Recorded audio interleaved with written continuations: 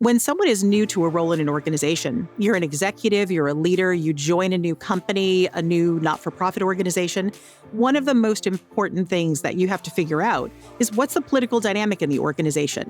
How do people interact? How do they make decisions? I know many of you may be thinking, politics is that thing I never, ever want to do. And for good or bad, politics is part of the reality of many organizations. I'm Nunno. I'm a vice president and Gartner research fellow.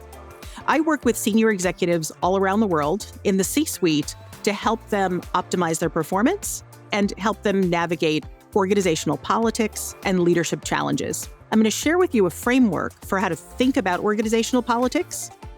I'm going to help you think about what your own personal conflict and political style is, and analyze the executive team that you're joining, and give you some tips and tricks for how to both analyze them and find your way as a highly productive member of that team.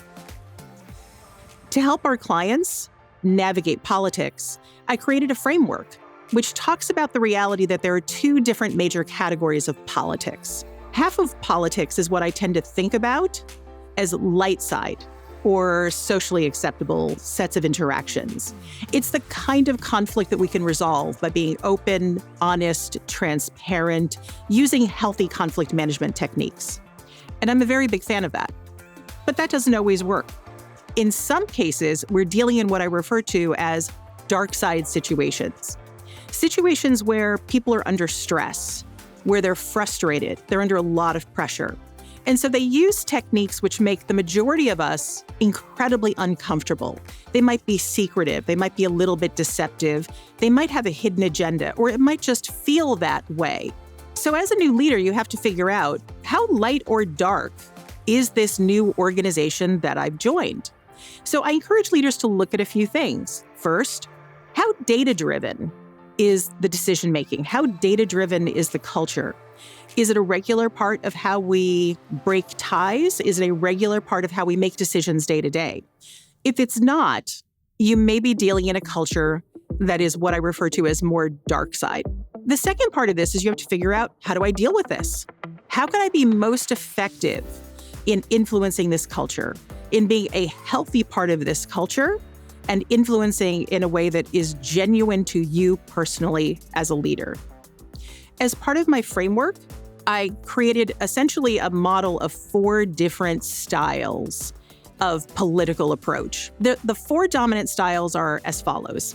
The first is you might be a very light side leader. Light side leaders really highly value transparency, honesty, data, openness. Often they're very inspirational leaders. The challenge they sometimes encounter is in a dark side culture, they may frequently find themselves frustrated by the culture, or in some cases, their transparency may lead for them to become almost a little bit of a victim in the organization, as others use their transparency against them. On the opposite extreme, we have dark side leaders. Dark side leaders, again, not necessarily bad. Most often, dark side leaders have a pretty broad toolkit of how they make decisions, drive change, and manage politics. They're not afraid to use power. They're quite assertive. They analyze each situation that they're in and drive towards a very deliberate outcome. Often, this kind of leader is actually a transformation agent. They can create significant change in the organization, and they're often brought in after a light side leader may have become frustrated with the culture. In the middle is where the majority of leaders tend to be. I break the 2 central categories of leaders into what I call junior wolves and wolves. Junior wolves are kind of light gray. They understand politics. So if you're one of these, you know the difference between what people say and what they mean. You can tell. The key characteristic, however, is you're much more likely to focus on defensive techniques to protect yourself when you sense things are going wrong or you sense things are going to the dark side. It's a very sophisticated approach, but one of the things I do in working with clients is try to nudge them from defense to a little bit more offense. Wolves are great offensive players. Wolves are what I tend to think about and how some clients have described it as situational leaders with a dark side. They have values, they have principles, they have boundaries. And when someone crosses that boundary, they hold the line. They have the power and the ability to hold the line. They believe in protecting their team, in protecting the enterprise, sometimes even from themselves. So I encourage you to really think about which of those 4 categories of leaders best describes you.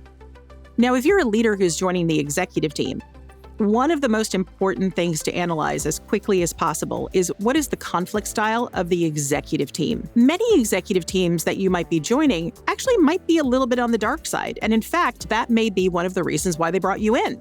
They want new blood. They recognize that they need to add skills, add approaches, add techniques to the leadership team. So often what I coach clients towards is, how can the executive team be a wolf pack? A wolf pack is a set of leaders who work together effectively to fulfill the enterprise goals, to fulfill the enterprise mission, and do it often with a wide variety of skills. Once we understand how the different players operate, how they think, what they value, what their preferences are, then we can often optimize the team and say, hey, we've got a really light side leader, and we actually may want to send them to influence someone from the business unit who might be a little dark side. Interestingly, often we want to do opposite styles. Very dark side people frequently will not be aggressive towards lighter style individuals, because if you're a light style individual, frequently your superpower is being nice. And no one wants to be mean to you. And we can use that. So when you join a new executive team, you're going to want to quickly figure out what style is everyone in the room. Find out how they react to conflict. How do they react even to gentle challenges? If you ask someone in the executive team a question, do they respond defensively or are they open? Do they embrace the question? Do they get agitated? And by the same token, one of the biggest factors for success is your ability to go towards the problem. If you have a member of the executive team who is radically different from you in style, it is critical that you go towards that problem rather than avoiding it and find ways to build common ground and solid relationships. You can go to Gartner.com to download an action plan to help you get a fast start in your new role and a wide variety of other resources.